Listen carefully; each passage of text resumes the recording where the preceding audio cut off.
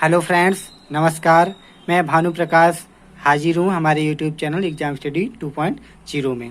आज मैं कुछ 2019-20 प्राइमरी लेवल में सीटेट के कुछ क्वेश्चन आपके सामने लेके आया हूँ। तो स्टार्ट करते हैं। पहला क्वेश्चन है, 3 ब्रांड ए, बी तथा सी के पेन क्रमशः 10, 12 और 24 के पैकेटों में उपलब्ध हैं। यदि एक दुकानदार को तीनों प्रकार के पेन समान संख्या में खरीदने हैं तो उसके द्वारा खरीदे जाने वाले पैकेटों की न्यूनतम संख्या क्या होगी। तो 4 विकल्प दिए गए हैं हमारे। ए = 10, बी = 12 और सी = 5। ए = 5, बी = 12, सी = 10।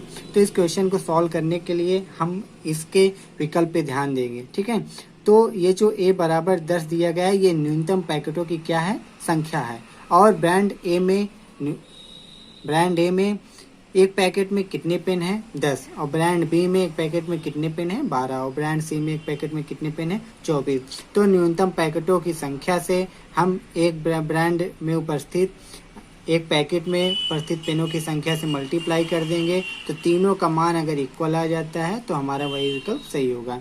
तो अगर हम ब्रांड ए को देखते हैं तो ए बराबर क्या दिया गया है, 10। ये 10 जो है न्यूनतम पैकेटों की संख्या है। तो 10 का मल्टीप्लाई हम लोग किससे करेंगे, 10 से। जब 10 से करेंगे तो 10 × 100। ठीक है, उसी तरीके से बी बराबर 12 दिया गया है। 12 का मल्टीप्लाई हम लोग किसमें करेंगे, 12 से। 12 × 12 बराबर 144। उसी प्रकार 24 का मल्टीप्लाई हम लोग 5 से करेंगे तो 24 × 5 बराबर कितना आएगा, 120। तो देख रहे हैं कि क्या तीनों मान बराबर हैं, नहीं। इसका मतलब ये विकल्प हमारा गलत है। आते हैं सेकंड विकल्प पे। देख रहे हैं कि a बराबर 5, 5 का मल्टीप्लाई करेंगे 10 से तो 50 हो जाएगा। 12 का मल्टीप्लाई करेंगे तो 12 से 144 हो जाएगा।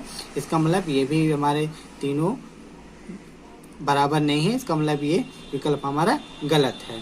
अब आते हैं तीसरे विकल्प पे। a बराबर 10 है तो 10 का मल्टीप्लाई 10 में करेंगे तो 100 हो जाएगा। और 5 का मल्टीप्लाई करेंगे तो 60 हो जाएगा। तो ये भी विकल्प हमारे क्या है, गलत है। अब आते हैं a बराबर 12, b बराबर 10, c बराबर 5 पे। इसी पे ध्यान देना है। हमने बताया कि ये जो ब्रांड है ये न्यूनतम पैकेटों की संख्या है ए ब्रांड में, और ये जो 10 दिया गया है ये एक पैकेट में उपस्थित पेनों की संख्या है। तो 12 को हम 10 से मल्टीप्लाई करेंगे। 12 × 10 बराबर कितना आएगा, 120। उसी प्रकार 10 का मल्टीप्लाई हम लोग किस में करेंगे, 12 से करेंगे तो 10 × 12 बराबर 120। ठीक है, उसी प्रकार 24 का मल्टीप्लाई हम लोग 5 में करें या 5 का मल्टीप्लाई 24 में तो कितना आएगा, 120। तो देख रहे हैं कि तीनों मान क्या है, बराबर है। इसका मतलब यही विकल्प हमारा सही है।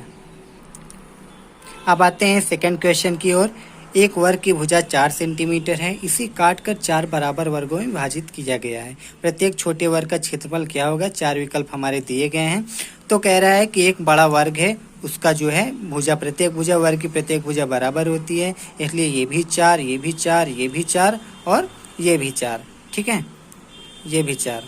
तो कह रहा है वर्ग की प्रत्येक भुजा क्या होती है, हमारी बराबर होती है। कह रहा है इसे काट के 4 बराबर भागों में विभाजित किया गया। देखिए इसे हमने काटा, ये 4 बराबर भाग हो गए, पहला भाग, दूसरा भाग, तीसरा भाग और चौथा भाग। तो जब इसे बराबर भागों में विभाजित करेंगे तो ये वाली भुजा यहाँ से यहाँ तक कितनी है, 4। तो जब इसको आधे में डिवाइड करेंगे तो ये 2 हो जाएगा, ये 2। इसी तरीके सारे हमारे जो 4 बराबर वर्गों में क्या हो जाएगा, डिवाइड हो जाएगा। ठीक है, तो उसके बाद देखते हैं अब जो वर्ग बना है हमारा छोटा वाला वर्ग, इसकी प्रत्येक भुजा कितनी हो गई, 2 सेंटीमीटर। और हम लोग जानते हैं वर्ग का क्षेत्रफल क्या होता है, भुजा स्क्वायर होता है। और अब जो छोटा वर्ग है उसकी भुजा कितनी है, 2 है। तो 2 का स्क्वायर करेंगे तो 4 सेंटीमीटर स्क्वायर। तो ये हमारा क्या हो गया, आंसर। ठीक है, अब आते हैं हम लोग तीसरे क्वेश्चन की ओर। कह रहा है निम्नलिखित में से कौन सा कथन सही नहीं है। इसका मतलब कि कौन सा कथन सही नहीं है, हमें गलत ढूंढना है इसमें। जो भी हमारा ये कथन 4 दिए गए हैं, जो भी कथन हमारा गलत होगा वही क्या होगा, हमारा सही होगा। कह रहा है सभी अभाज्य संख्याएं विषम संख्याएं होती हैं। ये कह रहा है कि क्या सभी अभाज्य संख्याएं विषम संख्याएं होती हैं, नहीं। क्यों, क्योंकि सबसे छोटी एक सम विषम संख्या होती है, वो कौन सी है, 2। ठीक है, ये सम अभाज्य संख्या होती है सबसे छोटी।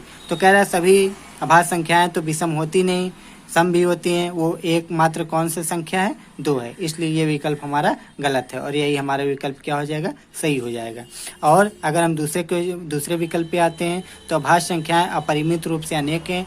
बिल्कुल सही कि अभाज्य संख्याएं अनंत होती हैं, असंख्य होती हैं, उन्हें गिना नहीं जा सकता। बिल्कुल सही। और कह रहा है कि अभाज्य संख्याओं के केवल 2 गुणनखंड होते हैं। सही है। देख रहे हैं 19 इंटू, अगर 19 और एक अभाज्य संख्या है, अगर इसका हम लोग फैक्टर करेंगे तो 19 इंटू 1, इसके अलावा इसका कोई फैक्टर नहीं बनेगा। तो इसके केवल और केवल 2 गुणनखंड होते हैं अभाज्य संख्याओं के। बिल्कुल सही है। तो ये भी विकल्प हमारा सही है। कह रहा है कि एक अंक वाली केवल 4 अभाज्य संख्याएं हैं होती हैं।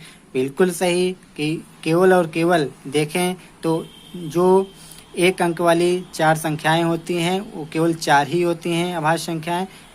पहला 2, दूसरा 3 और तीसरा 5 और चौथा 7। इसके अलावा एक अंक वाली कोई भी संख्या अभाज्य हमारी नहीं होती है। तो ये भी विकल्प सही है। ठीक है। यही विकल्प हमारा गलत था, क्योंकि सही नहीं है ढूंढना था, तो यही हमारा गलत था। तो यही हमारा क्या होगा, विकल्प सही होगा। ठीक है। अब आते हैं हम लोग ये चौथे क्वेश्चन की ओर। आप लोग देख रहे हैं कि 17 इंटू 5 इंटू 3 21 भागे 7 -3 इंटू 12 इंटू 5।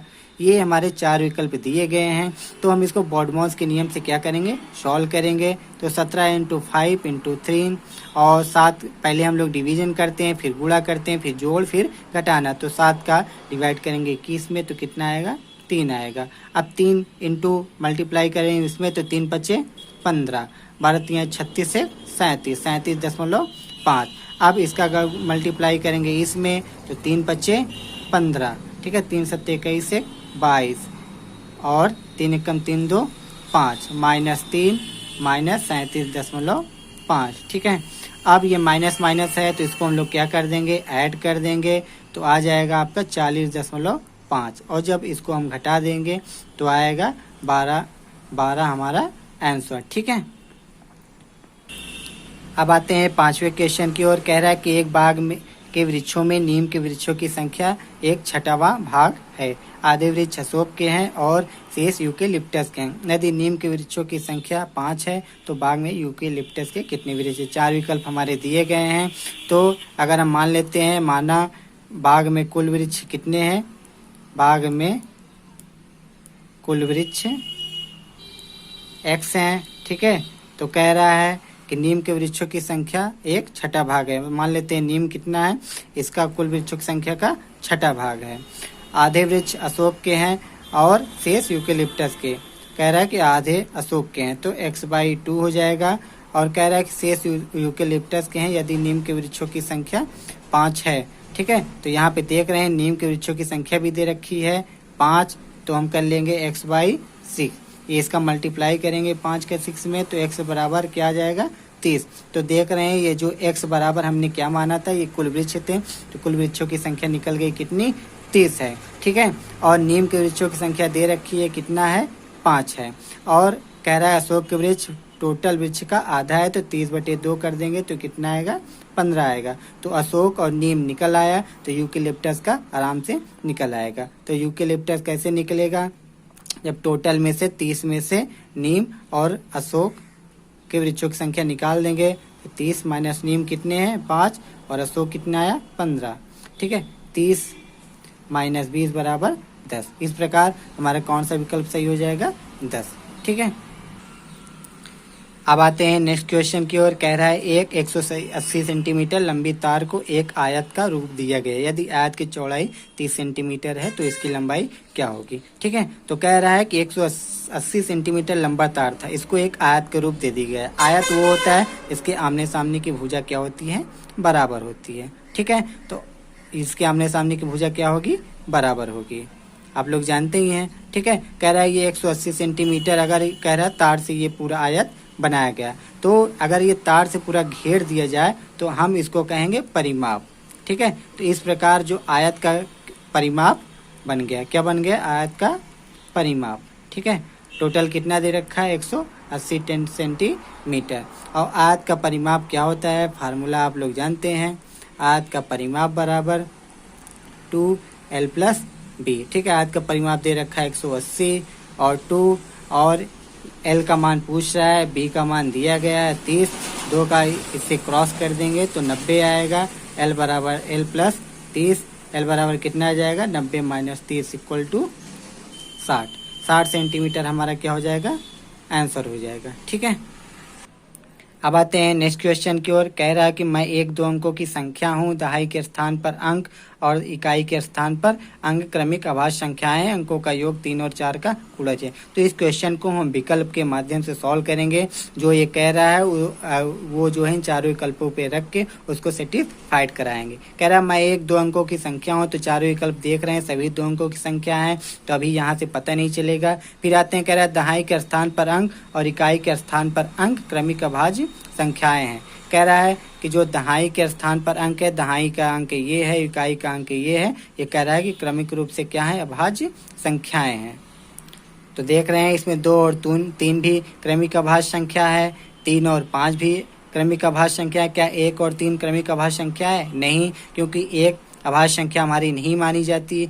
सबसे छोटी अभाज्य संख्या 2 है, इसलिए ये विकल्प हमारा क्या है, गलत है। अब आते हैं तीसरे स्टेप पे, जो कह रहा है अंकों का योग 3 और 4 का गुणज है। तो अंकों का योग अगर दोनों जोड़ देते हैं 7 और 5 कितना हो जाएगा, 12 हो गया। देख रहे हैं ये 3 से भी कट जाएगा, 3 चौक 12, और ये 4 से भी कट जाएगा, 4 तिहाई 12। और अगर 3 और 2 5 जोड़ेंगे, क्या 3 का गुणज है, 3 से गुणा आ रहा है? नहीं। अगर 3 और 5 जोड़ देते हैं तो क्या 3 से गुणा आ रहा है? नहीं। इसका मतलब ये विकल्प भी हमारा गलत है, ये भी। तो कौन सा विकल्प सही हो गया हमारा, ये वाला। अब आते हैं नेक्स्ट क्वेश्चन की ओर। कह रहा है कि एक 5 अंकों की संख्या में दहाई के स्थान का अंक 8, इकाई के स्थान का अंक, दहाई के स्थान के अंक का 1/4, हजार के स्थान का अंक 0, 100वें स्थान का अंक इकाई के स्थान का 2 गुना और 10,000वें स्थान का अंक इकाई के स्थान का 3 गुना है। तो संख्या हमारी कौन सी है? 4 विकल्प दिए गए हमारे, आपके सामने दिखाई दे रहा है स्क्रीन पे। तो चलिए हम स्टार्ट करते हैं। इस क्वेश्चन को भी हम विकल्प के माध्यम से सॉल्व करेंगे। तो कह रहे हैं 5 अंकों की संख्या दी गई है, सारे के सारे अंक हमारे विकल्प में जो दिए गए हैं 5 अंकों की है, सभी अभी तक सही है। कह रहा है दहाई के स्थान का अंक 8 है। कह रहा है दहाई के स्थान का, तो हम लोग जब भी गिनती करते हैं तो ये इकाई हो गया, ये दहाई हो गया, ये सैकड़ा हो गया, ये हजार और ये 10,000। ठीक है। तो कह रहा है कि इकाई के स्थान का अंक, दहाई के स्थान का अंक 8 है। तो देख रहे हैं दहाई का स्थान का अंक 8 है। क्या ये दहाई का स्थान का अंक 8 है? नहीं। इसका मतलब ये विकल्प हमारा गलत है। क्या ये दहाई का अंक 8 है यहाँ पे? नहीं, ये हमारा गलत है। और ये देख रहे हैं कि दहाई के अंक का अंक कितना है, 8 है। तो अभी हमारे 2 विकल्प सही मिल रहे हैं, एक पहला और एक चौथा। अब आते हैं नेक्स्ट स्टेप पे। क्या कह रहा है, दहाई के स्थान के अंक का 1/4, हजार के स्थान का अंक कितना है, 0। कह रहा है हजार के स्थान का अंक कितना है, 0 है। यहाँ पे देख रहे हैं हजार का स्थान का अंक ये है, और यहाँ पे हजार के स्थान का अंक कितना है, 4 है। तो अब हमें आगे देखना ही नहीं है, ये विकल्प भी हमारा गलत हो गया। तो कौन सा विकल्प हमारा सही हो गया, ये वाला। अब आते हैं नेक्स्ट क्वेश्चन की ओर। कह रहा है एक रेलगाड़ी दिल्ली से 29 अगस्त 2019 को 16:30 पे प्रस्थान करती है और अपने गंतव्य स्थान पर 31 अगस्त को 8:45 पहुंचती है। इस यात्रा का कुल समय क्या है? तो हमें कुल समय निकालना है, कुल समय निकालना है। तो ये कितने बजे चली है, 29 अगस्त को चली है। 29 अगस्त को चली है तो 29 के आगे क्या आएगा, 30 अगस्त आएगा, और यहाँ पे क्या आएगा, 31 अगस्त को। 31 अगस्त को कितने बजे पहुंचती है, 8:45 पे।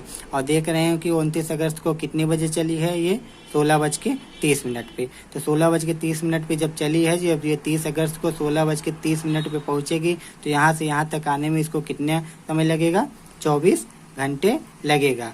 अब यहाँ से ये 24 को फिर से पूरा करेगा, तो यहाँ से 24 में अभी कितना कम है, तो 24 में इसको जो है माइनस करेंगे, 16.30। ठीक है। तो यहाँ पे अगर 24 में इसको माइनस करेंगे तो आएगा 7.5 घंटे। तो यहाँ पे 7.5 घंटे इसमें और ऐड हो जाएंगे, 24 घंटे ये, 7.5 ये, 24 और 7 कितना हो गया, 31। ठीक है, 31। और इसको 31 में 31.5 घंटे में कितना ऐड कर देंगे, 8 घंटा 45 मिनट। ये 30 और 45 हो जाएगा 75। 75 में कितने घंटे बनेंगे, 1। तो आज आपका आ जाएगा 40 घंटे 15 मिनट। ठीक है। तो कौन सा विकल्प हमारा सही हो जाएगा, ये वाला। तो आज हमने डिस्कशन किया सीटेट 2019 दिसंबर में आए हुए कुछ क्वेश्चन को। अगर ये वीडियो हमारा अच्छा लगा तो प्लीज़ लाइक और सब्सक्राइब कर दीजिए और ज़्यादा से ज़्यादा शेयर करें। धन्यवाद।